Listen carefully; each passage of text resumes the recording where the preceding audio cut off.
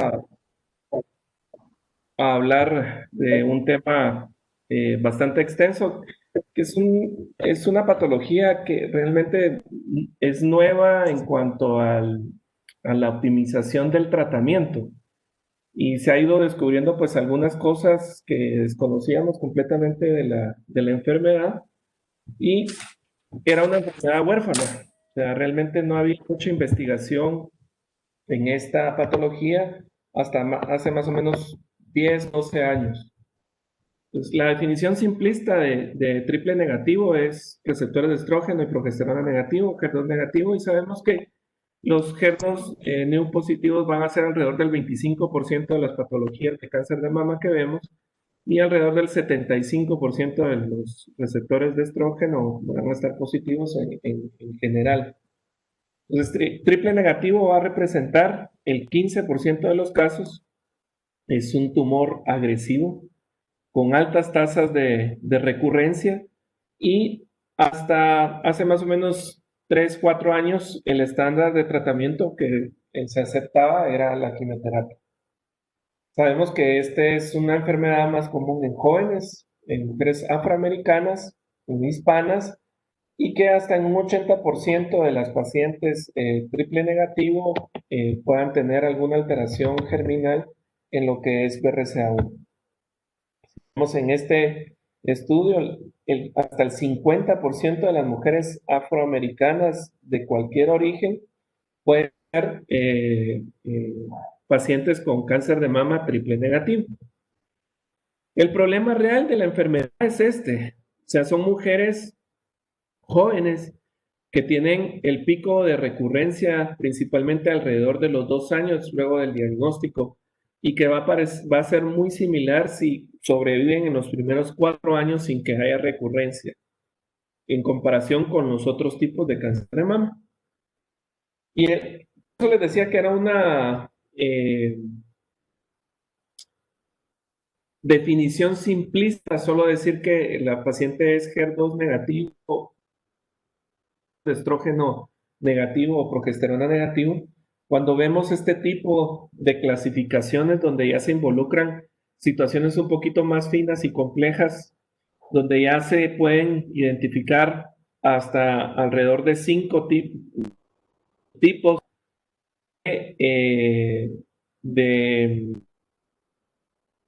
triple negativo, vemos el tipo mesenquimal, el asociado a enfermedad inmune, el basal-like, los enriquecidos de HER2 y los luminales apócrinos, donde ven ustedes que pueden tener diferentes vías de señalización afectadas, por ejemplo, como PI3K, algunas que van a tener deficiencias en la señalización de los factores de crecimiento, principalmente factor de crecimiento epidérmico, algunas deficiencias en blancos moleculares menos accesibles, como el factor de crecimiento transformante en las enfermedades mesenquimales y lo que tal vez se le ha dado un poquito más de boom ahorita es a la terapia inmune. Si vemos, no me quiero meter mucho en este tema porque lo van a ver más adelante, pero en las clasificaciones moleculares de cáncer, pues nos fuimos dando cuenta que el cáncer de mama no es una enfermedad única y en donde se ven diferentes alteraciones genéticas donde pueden haber genes activados o apagados que pueden confluir con diferentes tipos de cáncer de mama, como por ejemplo el basal o los que son HER2 enriquecidos, pero que se tratan como triple negativo. Uno de los que se ha definido de mejor forma, que es el tipo basal o el basal-like, es un cáncer de mama que tiene una baja expresión de clúster de genes luminales y de HER2, tiene una expresión aumentada del receptor del factor de crecimiento epidérmico y cuando se hace inmunohistoquímica se puede encontrar también alteraciones en lo que son citoqueratina 5, 14 y 17. Encontramos mutaciones en P53. Hay vías alternas alteradas como PI3K principalmente. Podemos encontrar que hasta el 80% de las pacientes con BRCA pueden ser basal-like. Y también encontramos aumento en los daños de la reparación del DNA, donde vemos que el PARP está incrementado. Pero pareciera trabalenguas, pero no lo es. Todos los cánceres, no todos los cánceres triple negativo son basales, y no todos los basales, los cánceres de mama basales son triple negativo. Si vemos el estado clínico con un testeo de patología estándar, pues uno dice son triple negativos. Pero si uno ve ya por perfiles genómicos, se ve que el basal-like puede confluir con pacientes HER2 positivo, pacientes con receptores hormonales positivos, y entonces ahí ya se complica un poco más la situación. Y esto tal vez es más importante porque van a ver más adelante en la plática cómo se puede dirigir el tratamiento de estas mujeres, principalmente cuando uno puede conocer el perfil o el profile genético de estas mujeres. Aquí vemos en este estudio donde se busca lo que les comentaba anteriormente, o sea, buscar blanco.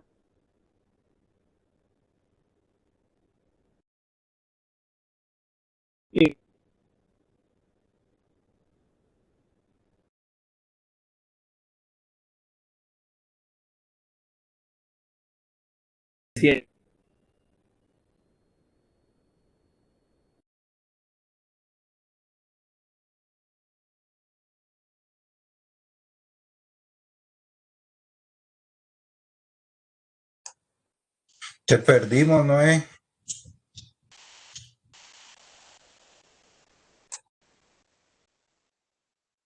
Les comentaba, como les decía anteriormente,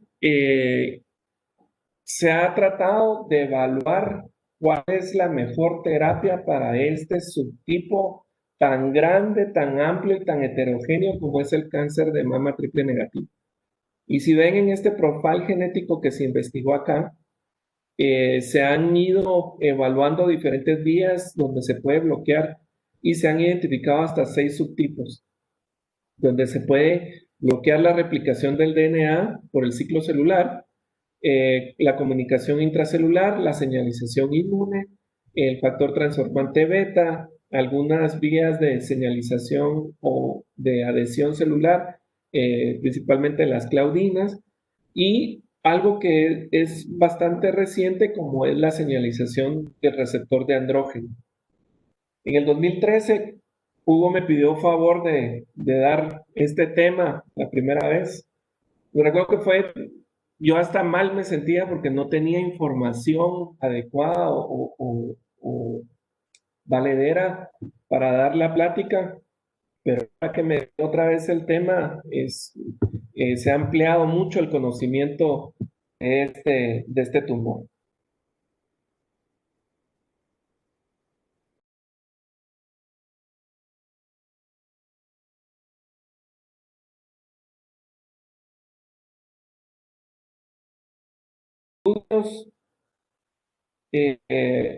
Donde se da el tratamiento preoperatorio, que fue el que primero se empezó a conocer, porque sabemos que es una enfermedad que es muy sensible a la quimioterapia. El problema con la enfermedad triple negativo no es que no respondan al tratamiento o que responden inicialmente muy bien al primer ciclo. Uno puede estar muy contento y decir, bueno, hoy sí nos va a ir bien con esta paciente. Y lo que vemos es que damos unos ciclos y al tercero o al segundo, otra vez la enfermedad está al doble o es una enfermedad muy avanzada. Entonces, vemos que responden muy bien a la quimioterapia. Se han evaluado principalmente compuestos de platino para el tratamiento de estas mujeres. Y vemos acá, incluso cuando ya se empezó a evaluar otras vías de señalización o otros mecanismos, y vemos que los pacientes con mutaciones de BRCA respondían muy bien a la quimioterapia con cisplatino, llegando a tener tasas de respuesta patológica completa hasta de un 72%. Y entonces esto hizo que mucha gente tratara a todas las mujeres con cáncer de mama triple negativo con algún compuesto de platino dentro del esquema de tratamiento. Este es un estudio fase 2 donde se buscó ver si el cisplatino y el carboplatino eran similares en cuanto a efectividad de tratamiento. Y aquí se evaluó 86 mujeres con cáncer de mama triple negativo con aleatorizados para recibir tratamiento con cisplatino o carboplatino, y vemos que las tasas de respuesta globales alcanzaron un 30%, el platino con un 37%, el carboplatino un 23%, y si eran pacientes en las que se les daba de primera línea el tratamiento, tenían unas tasas de respuesta del 32%, y en segunda línea un 20%. Entonces la conclusión de este estudio es que los dos, tanto carbo como cisplatino, eran activos y bien tolerados, y ellos propusieron el evaluar P63 o P73 para el tratamiento, para evaluar el tratamiento y predecir la respuesta de estas pacientes. Luego viene esta droga que tal vez Karin nos comenta que es la eribulina.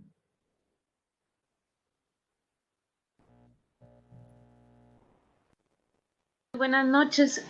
Sí, la eribulina es un inhibidor del microtúbulo, pero no es taxano. Entonces, la forma en la que trabaja la eribulina es que secuestra los componentes del túbulo y no permite la polimerización del microtúbulo, no permitiendo que haya los usos mitóticos. Entonces, pero esto no significa que impida la despolimerización. Entonces se queda la célula en G2. Es muy parecido a los mecanismos de acción de los taxanos. Esta es una droga un poco más nueva que no ha sido como muy comercial en esta parte del mundo. En México sí hay. Y en este estudio fase 3 se evaluó el uso de la eribulina versus otro estándar de tratamiento que se tenía, como era la capecitabina para el cáncer de mama metastásico triple negativo. Entonces, las líneas de tratamiento para evaluar la eribulina pues eran mujeres con mucho tratamiento o que habían recibido bastante tratamiento previo. Y la capecitabina pues ha estado aprobada desde hace mucho tiempo para el tratamiento de cáncer de mama metastásico con una exposición previa tanto a antraciclinas como a taxano. Pues en este estudio fueron 1.102 mujeres con cáncer de mama localmente avanzado o triple o metastásico, perdón, con más de 3 líneas de quimioterapia y 2 para enfermedad avanzada por lo menos, que habían recibido tratamiento con antraciclenos o con taxanos, ya sea en el contexto neo o adyuvante. Pues aquí les dieron eribulina aleatorizado en contra de capecitabina, y vemos que hasta el 50% de las mujeres habían recibido una segunda línea de tratamiento. Y aquí lo que iban a evaluar era supervivencia global y supervivencia libre de progresión.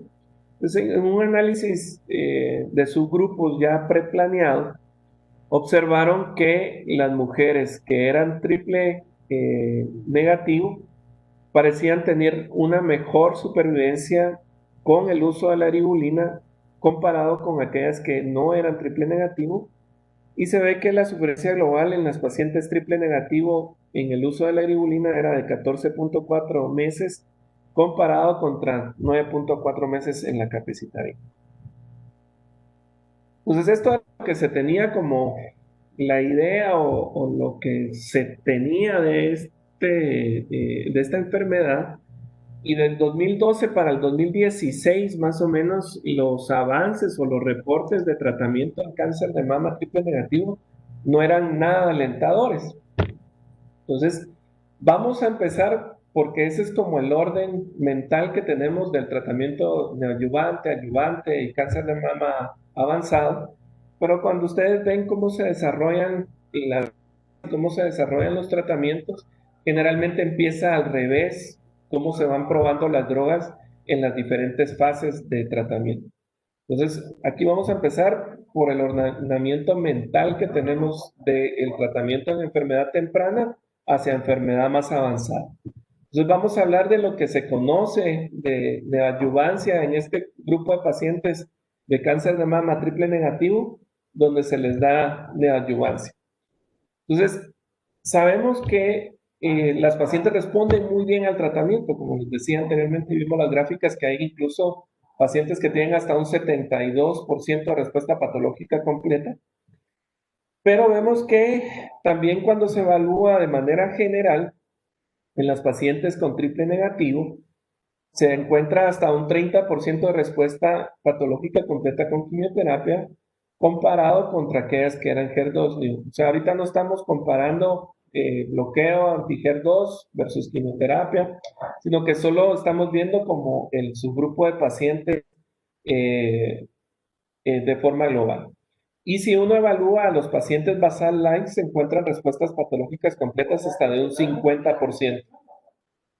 La respuesta patológica tumoral, si vemos en este estudio, que es un estudio no muy nuevo, del 2011, vemos que en aquellos pacientes triple negativo se encontraba una mayor tasa de respuesta comparado contra el grupo mayor.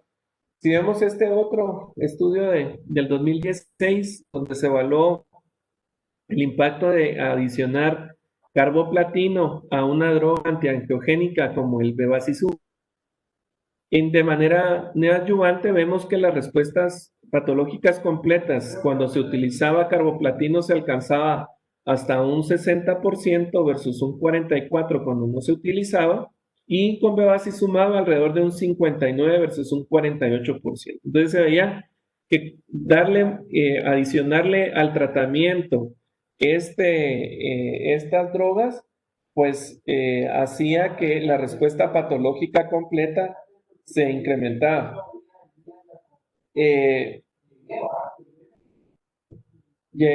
Aquí vemos respuesta patológica completa cuando se evalúa mama y axila, que sabemos que tienen un poquito de mayor de respuesta o de supervivencia.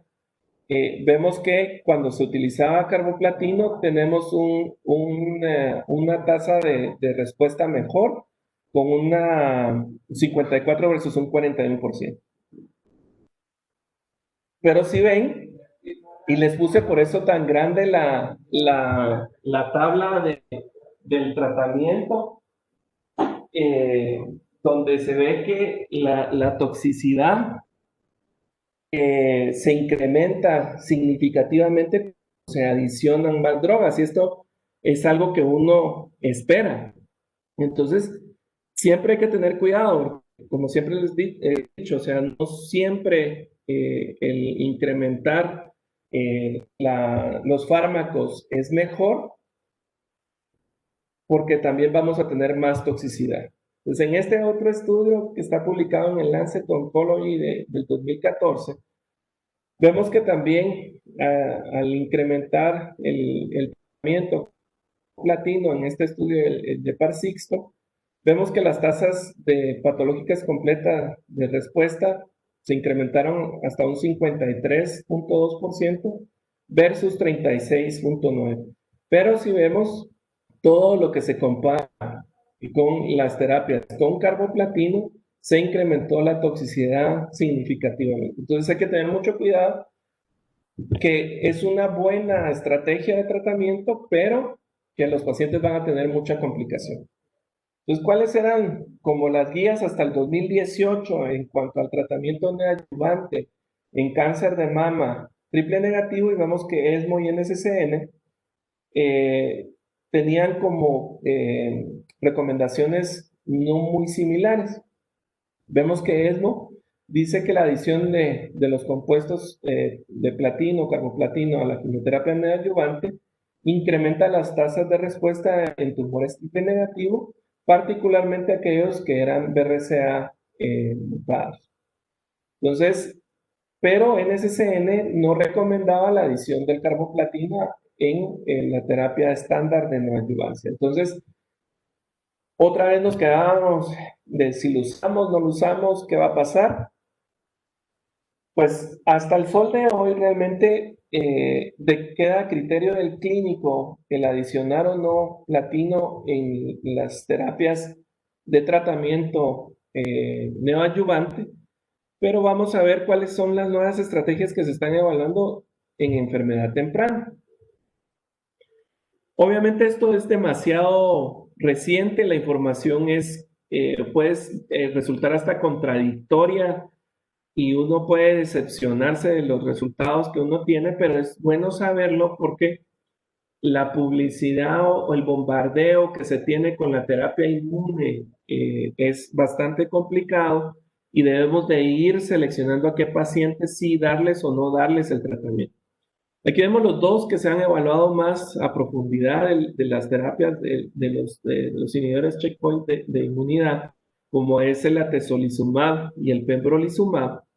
Y vemos que las tasas de respuesta patológica, las tasas de respuesta parcial y completa no son tan altas como uno pudiera haber pensado cuando se utiliza cualquiera de estas dos terapias, tanto con el pembro como el atezolizumab. Entonces, en los primeros estudios, en el 2017 se presentó en ASCO, que ya está publicado en este año en JAMA, este estudio que es el ISPY-2, donde se evaluó el uso de quimioterapia convencional, paclitaxel o paclitaxel más pembrolizumab, pero también se incluyeron pacientes que eran HER2 y comparados contra AC y luego de esto, pues cirugía. En el brazo control se utilizaba paclitaxel a 80 miligramos metro cuadrado cada semana por 12 semanas y de forma experimental se evalúa el uso de la combinación del paclitaxel más pembro. Y lo que se vio es que las tasas estimadas de respuesta patológica completa en estos pacientes en cáncer de mama triple negativo, vemos que lo que ellos habían estimado es que iban a tener unas tasas de respuesta alrededor del 60% comparado contra aquellas que eran receptores de estímulo positivo. Y vemos que las tasas de respuesta patológica fueron buenas tanto para el grupo de pembrolizumab contra los que no utilizaban el pembrolizumab. Y lo que sí se vio es que, como ya sabemos, en la inmunoterapia pues se tiene mucha ventaja en las pacientes que van a responder, pero también estamos viendo otro tipo de toxicidades como es el hipotiroidismo o hipertiroidismo o insuficiencia renal, que fue bastante significativa en este grupo de pacientes. Este otro estudio, que es el Keynote 522, se evaluó el uso del carboplatino más paclitaxel comparado contra AC o EC, utilizando la combinación con pembrolizumab comparado contra el placebo, y luego de la cirugía a las que habían recibido pembrolizumab se les mantenía el inhibidor checkpoint y a las que no, pues se mantenía el placebo. Y aquí lo que vimos o lo que se vio es que las tasas de respuesta patológica completa en el grupo global, lo vemos que la diferencia fue de 14%, y si se revisaba por el estatus de PL1, se ve que las pacientes con PL1 positivo tenían una diferencia del 14%, y lo que llamaba la atención es que las mujeres PL1 negativo tuvieron una mayor tasa de diferencia, que fue un 18%. Si vemos la supervivencia libre de enfermedad, pareciera haber una ventaja que se mantiene en el tiempo cuando se utiliza el pembrolizumab comparado contra el placebo. Está este otro estudio con el otro medicamento que es el atezolizumab más carboplatino comparado contra el carboplatino. Y luego de esto, pues, las pacientes iban a cirugía. Entonces aquí vimos que cuando se utilizaba de manera global, solo hubo una diferencia del 3%, Cuando las pacientes eran triple negativo, era 2.1%.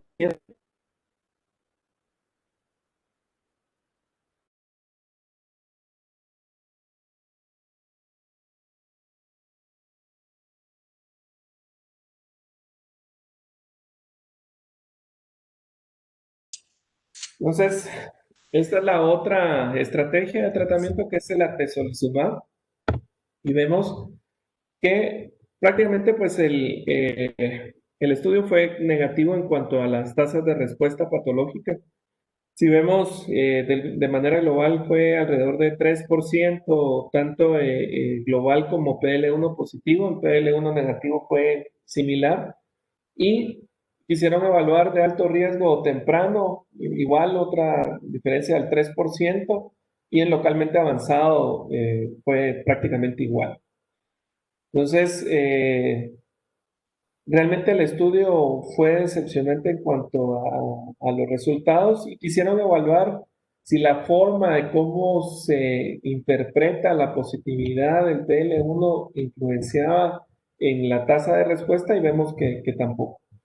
Entonces, cuando se comparan los dos estudios, tanto el Keynote con el pembrolizumab como el Neotrip, que es con atezo, vemos que el impacto del endpoint primario se cumplió únicamente en el Keynote, pero no en el Neotrip. Aunque cuando se evaluó PL1 negativo, fue mayor la diferencia en tasas de respuesta en el pembrolizumab, contradictoriamente. Los dos medicamentos utilizan diferentes estatus de ensayos para el PL1. Creo que se debería tener otro tipo de biomarcador para seleccionar a los pacientes en una terapia tan cara. Hay diferencias entre ambos estudios en lo que son las características clínico-patológicas y habría que evaluar si hay diferencias entre los inhibidores PD1 contra los PL1. ¿Cuál es la mejor quimioterapia? Porque si ven, se utilizaron dos terapias diferentes, una sí incluyó platino, otra incluyó taxano únicamente, y cada cuánto y cuánto es lo que se debe administrar del medicamento. Entonces, realmente en neoadyuvancia pareciera que todavía estamos muy lejos de poder decirle a la paciente que necesita o amerita un inhibidor de checkpoint. Hay otro análisis que se hizo con este estudio que es el Impassion 031.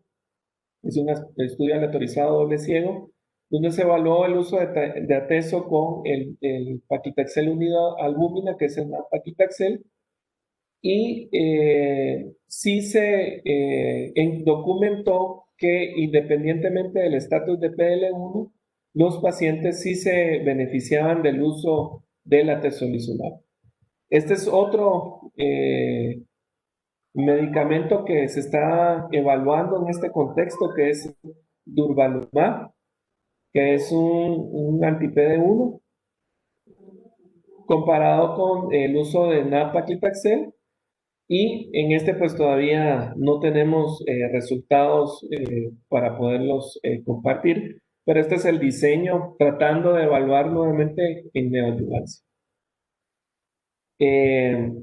Lo que se ha visto o lo que se tiene como reportes iniciales nada más es en cuanto a la tasa de respuesta y pareciera pues ver cierta tendencia hacia que es mejor, pero si ven ustedes pues no es estadísticamente significativo. Pero se ha visto que las mujeres que son positivas para PD1 en el tumor, sí hay una diferencia estadísticamente significativa, una tendencia hacia la significancia estadística. Entonces, realmente, otra cosa, como les decía, que no hay como cuál es el mejor compañero para la inhibición de los inhibidores de checkpoint. Y vemos aquí las tasas de respuesta global de algunas estrategias, pues vemos que el cisplatino pareciera ser una buena terapia. Pero algo que se ha discutido mucho desde el año pasado, de diciembre para acá, y es el uso de la doxorubicina, si la doxorubicina realmente debería desaparecer del tratamiento de cáncer de mama. Y vemos que todavía no podemos llegar a esa conclusión. Hay un 35% de las pacientes con tasas de respuestas objetivas con el uso de la doxorubicina en este subgrupo de pacientes. Entonces, pareciera tratar de ver otras alternativas de buscar mejoría en las tasas de respuesta patológica. En este estudio, en el Impassion 030, donde se va a evaluar esto que realmente es como una estrategia más mercadológica que farmacológica en sí, porque la compañía que desarrolla la atezolizumab piensa que no se utiliza la combinación con el nab-paclitaxel por los costos, pero realmente ya la droga de por sí, la droga del anti-PDL1, que es el atezolizumab, ya es cara, pues solo lo que va a ayudar es en aquellos lugares como nosotros en el Seguro Social que no tenemos codificado el Paclitaxel, sí podemos cambiarlo por el Paclitaxel, pero eso realmente es lo único.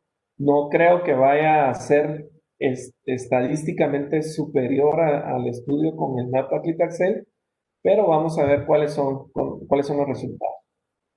Entonces, desde el punto de vista de inmunoterapia o de respuesta inmune, también se ha visto que se puede desarrollar lo que se conoce como el efecto iscopal, que es dar radioterapia a una oligometástasis o a una lesión localizada, y eso hace que la inmunidad se despierte y las respuestas a distancia de donde se está radiando se pueda potenciar por los TILs, que son los leucocitos infiltrantes del tumor, y se ve, por ejemplo, en esta biopsia de cáncer de mama murino, o sea, en un animal, cuando no recibe la radiación, no hay infiltrado de los leucocitos intratumorales, pero después de la radiación, si ustedes ven, hay un incremento significativo de leucocitos dentro de la lesión metastásica. Entonces, lo que ellos hicieron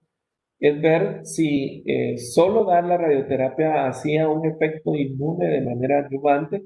Les dieron una dosis única a los animales y luego de eso se les inyectó un anti-CTL4, que es un presentador, y lo que se vio es que cuando se utilizaba la radioterapia con el anti-CTL4, se incrementó la supervivencia de los pacientes, de las ratas que se les realizaba esta estrategia de tratamiento.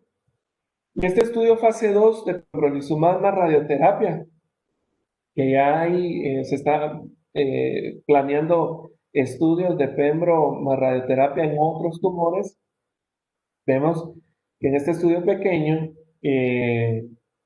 se encontró tasas de duración de respuesta pues bastante significativas, incluso en un paciente hasta de 108 semanas. Si vemos aquí el PET inicial en esta paciente y luego de las 19 semanas luego del uso de radioterapia más pembrolizumab, vemos pues significativamente las respuestas que se obtuvieron de manera local. Entonces, se ha visto que un estudio piloto preoperativo del pembrolizumab más radioterapia en cáncer de mama HER2 se encontraron tasas de respuesta hasta de un 71%. Entonces, eso está inclinando a tratar de evaluar el uso de la inmunoradioterapia para cánceres de mama triple negativo y ver otras estrategias que tal vez nosotros todavía no tenemos acá, como la crioablación, y evaluar si se utiliza esta ablación térmica, que es a menos 175 grados centígrados, y la utilidad de la terapia anti-CTL4. Lo que encontraron en este modelo murino es que cuando se combinaba esta terapia, alrededor del 50% de las ratas a las que se les utilizó esta combinación, pues iban a estar vivas con esto. Entonces esto llevó a este estudio que es el uso del ipilimumab, que es un anti-CTL4, con o sin crioablación, y se evaluó pues las tasas de respuesta. Aquí vemos el tumor, aquí en esta imagen de resonancia, y acá es que se utilizó la crioablación luego de una segunda inoculación de crioterapia, y se ve cómo el tumor pues se va necrosando. Y cuando se utiliza la evaluación tanto de la proliferación de los TILs dentro del tumor, se ve que hay una baja de la expresión cuando se utiliza la combinación del tratamiento comparado contra los tratamientos solos. Entonces, realmente es una terapia nueva que se va a empezar a evaluar en estudios randomizados fase 2. O sea, es muy temprano, pero es para que ustedes vayan viendo qué es lo que se está haciendo con estas pacientes. La terapia adyuvante, eso lo platicamos un poquito en la sesión de la clínica de mama. Como les he estado repitiendo, es una enfermedad sensible a la quimioterapia, con poca estabilidad de la enfermedad en el tiempo, o sea, recaen las pacientes. Como vimos en las características, mujeres jóvenes usualmente, vemos que pueden recaer hasta el 50% de pacientes sin enfermedad metastásica. Entonces, lo que se ha podido evaluar es ver qué podemos darle después de los tratamientos de ayudante a estas mujeres. Y vimos en esta sesión de mama que esta estrategia de utilizar la capecitabina para cáncer de mama, luego de quimioterapia preoperatoria en aquellas mujeres que tenían enfermedad residual. Entonces, vimos que incluyeron pues pacientes con receptores hormonales positivos, HER2 positivo, y se incluyó alrededor de un 31% y 33% respectivamente en el grupo de tratamiento contra el control, que eran triple negativo. Y lo que se documentó es que pareciera que sí hay una ventaja en la sobrevida libre de enfermedad y en la sobrevida global, y cuando lo evaluamos en pacientes con cáncer de mama triple negativo, pues la diferencia pues es más significativa, disminuyendo el riesgo de recurrencia o de muerte en un 42% en lo que es supervivencia libre de enfermedad y en un 48% en la supervivencia global. Si lo vemos en el análisis de su grupo ya preestablecido, sí pareciera que ser las mujeres que son cáncer de mama triple negativo las que mayor se benefician. Pero como todo en investigación, no todo es tan bonito y tierno. En este estudio en el que pudimos estar con Hugo en San Antonio, se presentó la eficacia del tratamiento o la estrategia de tratamiento de la capecitabina luego de quimioterapia neoadyuvante. Y aquí pues nos dimos con la puerta en la cara. Fueron 876 mujeres triple negativo con neoadyuvancia con esquemas de antraciclenas y taxanos. Se les dio capecitabina luego a las que quedaron con una enfermedad residual.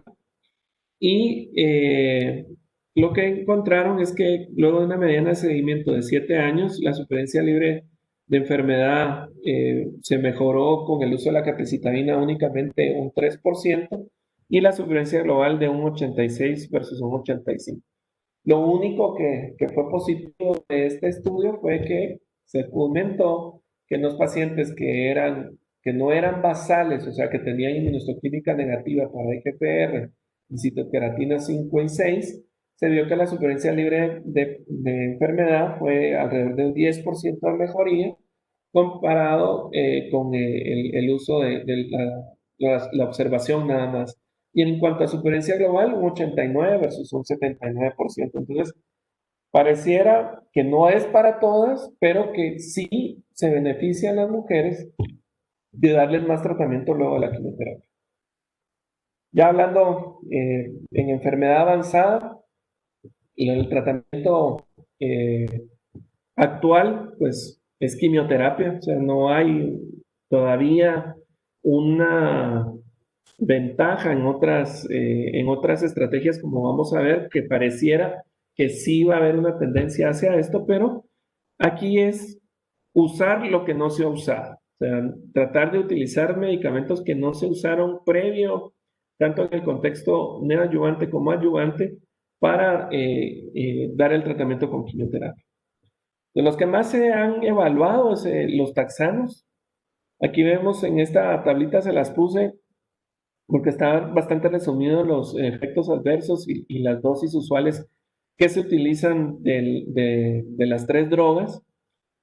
Pero si vemos en este estudio fase 3, donde se evaluó el uso de paclitaxel cada 3 semanas versus docetaxel en cáncer de mama avanzado, luego de neoadyuvancia o adyuvancia con una línea de quimioterapia, y vemos que pareciera que el docetaxel trisemanal es mejor en cuanto a reducir el porcentaje de presión, pero es un medicamento que tenemos que tener cuidado con algunas toxicidades como lo que es la neutropenia. En este estudio fase 2, donde se evaluó el paclitaxel unido a la albúmina comparado contra el estándar, entre comillas, que es el docetaxel, y se observó que no era inferior, o sea, realmente no es que fuera superior, sino que no fue inferior al docetaxel, y vemos que las tasas de respuesta pues son muy similares independientemente de la dosis.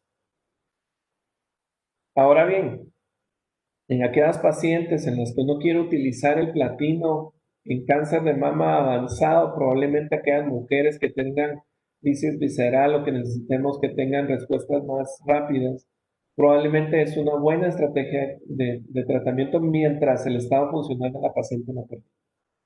Pero si pudiéramos hacer o conocer en estas mujeres el estatus de pudiéramos evaluar el uso del carboplatino también y evaluar cuál es la respuesta. Estudio, mujeres triple negativo o cáncer de mama con BRCA1 o 2 positivo, mutado, se aleatorizaron a recibir carboplatino versus docetaxel. O sea, pues ven ustedes que las tasas de respuesta al tercer ciclo eran un 68% contra un 33%, y en aquellas mujeres que no tenían, decía que el docetaxel es mejor que el carboplatino. Y si vemos qué pasa si las pasamos de carbo a docetaxel y cuando progresan las pasamos al otro fármaco que no han utilizado, parecerá que no hay ninguna diferencia entre empezar con una u otra droga. O sea, no es que se rescaten más.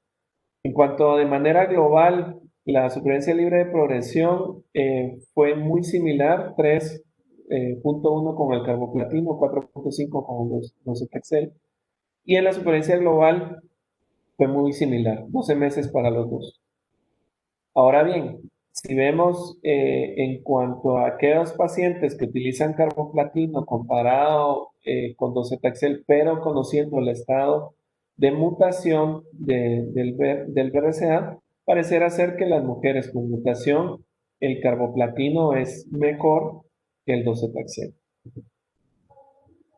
En este otro estudio se evaluó la combinación del nab-paclitaxel más carboplatino comparado contra nab-paclitaxel gemcitabina o gemcitabina carboplatino. Y se les daba este tratamiento hasta progresión. La mediana de supervivencia libre de progresión muy similar en los tres grupos, si ven, 7.4, 5.46.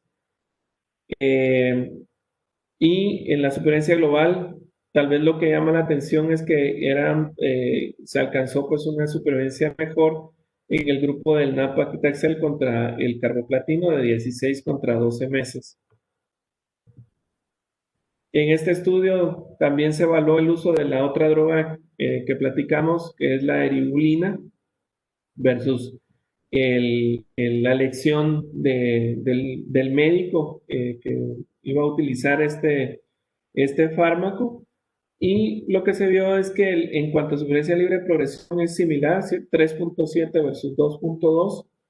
y leve mejoría en la supervivencia global de 13 contra 10, pero prácticamente igual.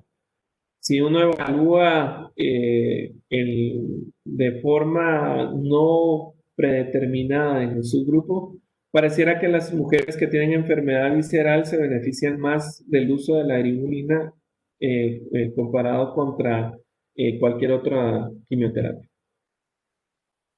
Aquí vemos, pues, obviamente las van a definir qué es lo que uno quiere hacer.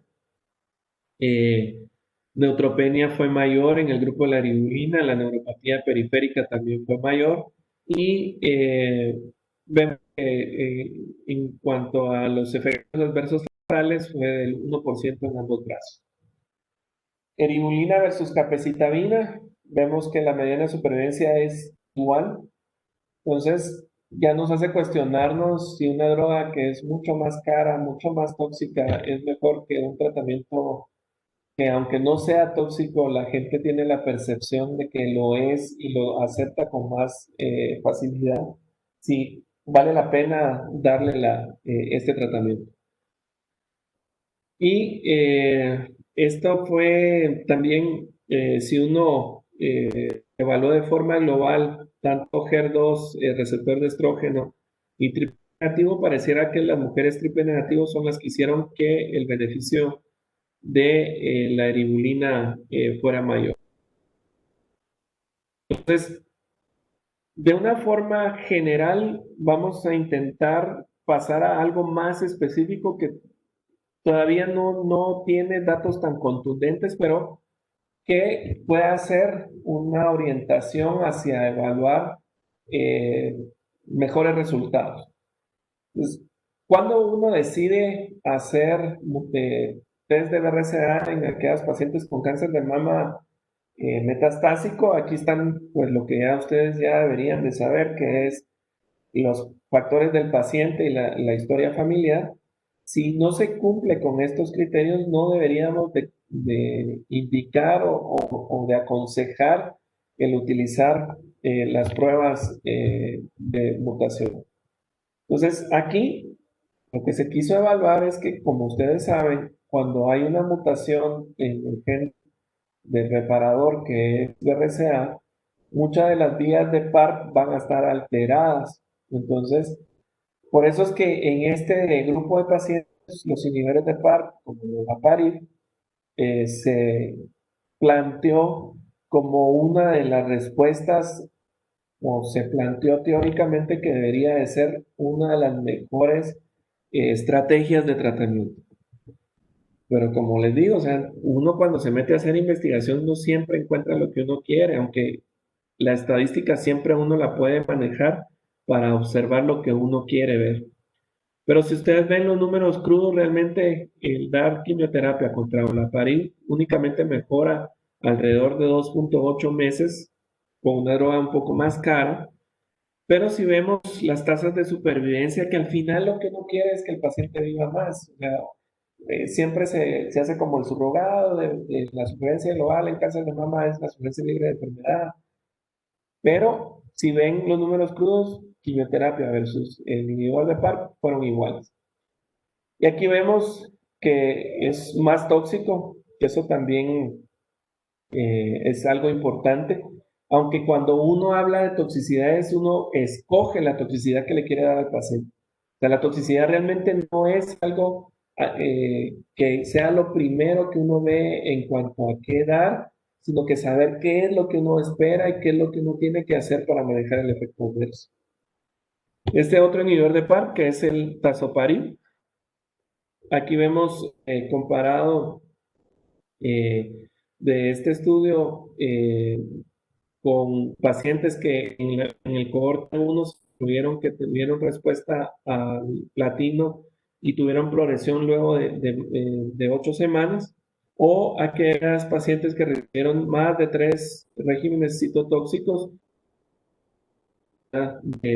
del platino. Entonces, aquí vemos que las tasas de respuesta en aquellas que no utilizaron platinos, respuesta completa fue 0. Vemos que las tasas de respuesta objetivas fue de 21 contra 37 Y si vemos en el cohorte 1, que fueron los que utilizaron el platino, pareciera pues una mediana de supervivencia libre de progresión de 4 meses, con una supervivencia global de 12.7, y en aquellos que no habían utilizado el platino, una mediana de supervivencia de 5 versus 14. O sea, pareciera que los que progresan al platino tienen una enfermedad mucho más agresiva y que pareciera que no se benefician de utilizar este platino. El talazoparib versus la elección del médico de quimioterapia que incluía capecitabina, eribulina, gemcitabina o vitarelbine. Es un estudio que se está llevando a cabo y nos va a tratar de contestar cuál parecerá beneficiarse de este tratamiento. La inmunoterapia, el pembrolizumab, el estudio Keynote 086, en pacientes con cáncer de mama triple negativo y el uso de cualquier terapia sistémica en este grupo de pacientes. Vemos que las tasas de respuesta fueron muy similares tanto en el grupo de PL1 positivo o negativo. Las tasas de respuesta completa fueron muy bajas. El tiempo a la recurrencia en meses fue alrededor de 3 meses y la mediana duración de respuesta fue de 6 meses.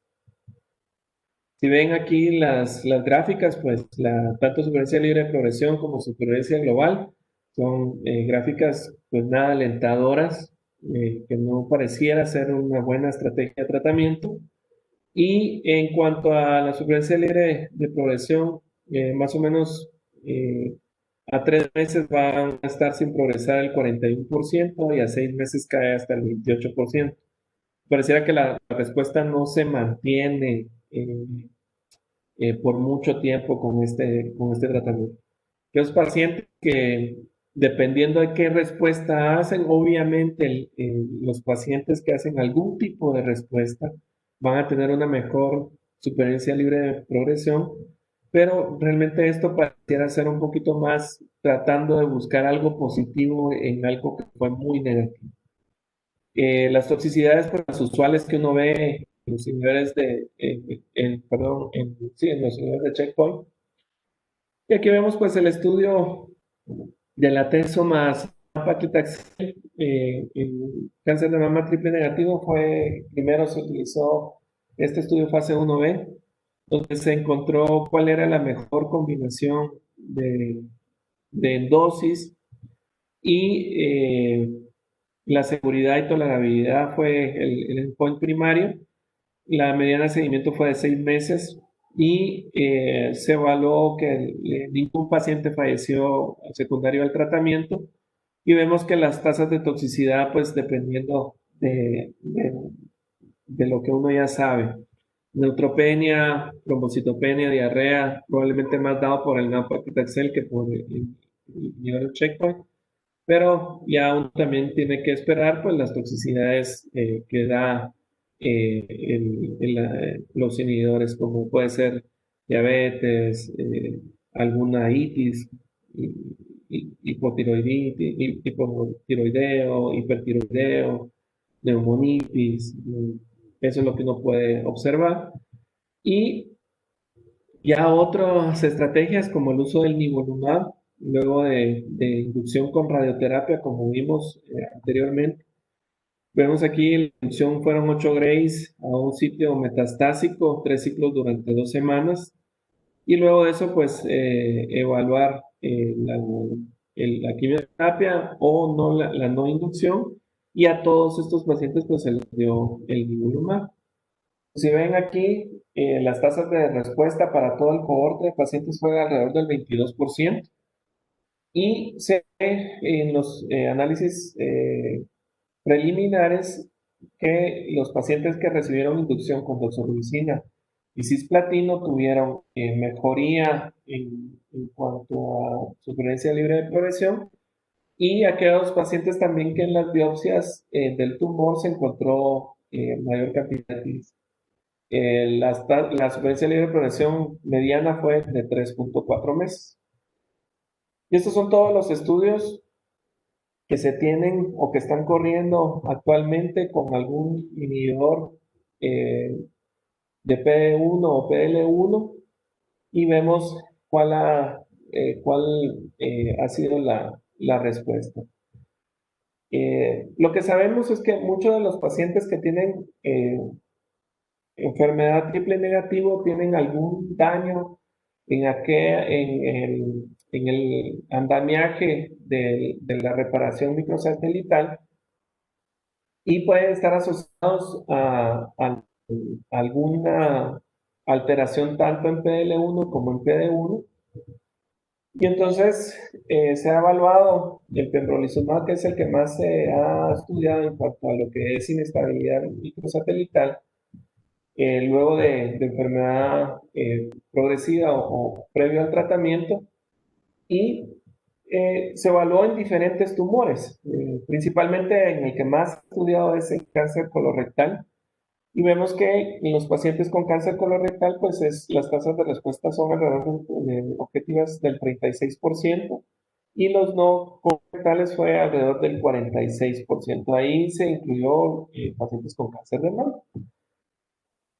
Realmente cuando ustedes leen y dicen, bueno, ¿cómo se aprobó este tratamiento por FDA? Y sí, los dos tienen aprobación, tanto atezolizumab como pembrolizumab. En mayo del 2017 se aprobó pembrolizumab para aquellos cánceres sólidos con inestabilidad microsatelital que no tienen un tratamiento alternativo satisfactorio. O sea, deberían de cumplir con ese criterio para darles pembrolizumab. El atezolizumab sí está aprobado desde marzo 8 del 2019 con una aprobación acelerada con el uso del atezo más la combinación con nab-paclitaxel para cánceres localmente avanzados o metastásicos triple negativos. O sea, si a mí me preguntan en un examen o el paciente o el escrito cuál es la única terapia aprobada por FDA, no quiere decir que sea la mejor terapia, pero la única que está aprobada es el atezolizumab más el nab-paclitaxel. Y aquí vemos cuáles son las probabilidades de inestabilidad microsatelital en cáncer de mama luego de quimioterapia. Y vemos que la mayoría van a ser pacientes que recibieron FEC a dosis altas, que nosotros casi no utilizamos este esquema de tratamiento por toxicidad. Y otra estrategia nueva que se empezó a oír es en aquellas pacientes triple negativo, pero que tienen sobreexpresión del receptor de andrógenos. Entonces se evaluó esta droga que ustedes conocen porque lo utilizamos en los pacientes con cáncer de próstata, que es la enzalutamida, y se evaluó la utilidad en estas pacientes. Entonces, el endpoint primario era respuesta principalmente, y se vio que a las 16 semanas alrededor del 35% tenían algún grado de respuesta y a las 24 semanas el 29%. O sea, este es como muy inicial la evaluación que se está dando. La supervivencia libre de progresión se ve que en la mediana son 14 semanas en el grupo global, y en su grupo de intención a tratar es alrededor de 12.6 semanas. O sea, tampoco es como para saltar las campanas al vuelo y ahora quererles dar la ensalutamida a las pacientes triple negativas. Hay que tener una confirmación por inmunohistoquímica del receptor de andrógeno para poderles evaluar si se les puede dar el tratamiento. ¿Cuáles son las otras estrategias de tratamiento en cáncer de mama? Las que se han utilizado es enzalutamida, acetato de abiraterona y otras drogas experimentales con combinación con exemestano, fulvestrant y pembrolizumab. Vamos a ver qué es lo que resulta de todo esto. Ya para ir terminando, que es el ipacasertib,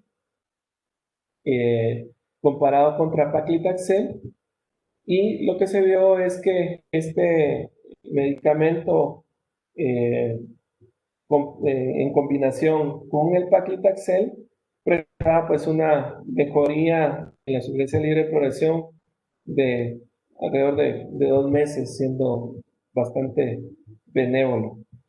Entonces, ¿qué es lo que hace este medicamento? Es desarrollado por Roche, es un inhibidor de AKT. Entonces, que realmente no ha sido como lo que se esperaba, pero eh, sí se ve que hay cierta mejoría en cuanto a la supervivencia libre de progresión en el grupo de cáncer de mama metastásico. Los efectos adversos son gastrointestinales, alopecia, neuropatía y fatiga, eh, sin ser incapacitantes. Y a manera de conclusión, ya para ir terminando, eh, pareciera que es más extensa la información, pero siempre llegamos a la misma conclusión que llegué hace más o menos ya 7 años. Aún sin estándar de tratamiento, no tenemos algo que decir, eso se debe hacer así, así se debe tratar la paciente. Todavía no tenemos ese grado. Es una enfermedad heterogénea con un tratamiento heterogéneo, como vimos. Y acá sí se hace como más sentido lo que siempre decimos. O sea, aquí pareciera que sí el tratamiento debe ser individualizado, o sea, no generalizado, porque no es una buena estrategia de tratamiento. Y están investigando diferentes vías de señalización. Y en este momento, antes que era la huerfanita, ahora es donde más se está invirtiendo en investigación y es una de las patologías en las que más se invierte actualmente. Muchas gracias.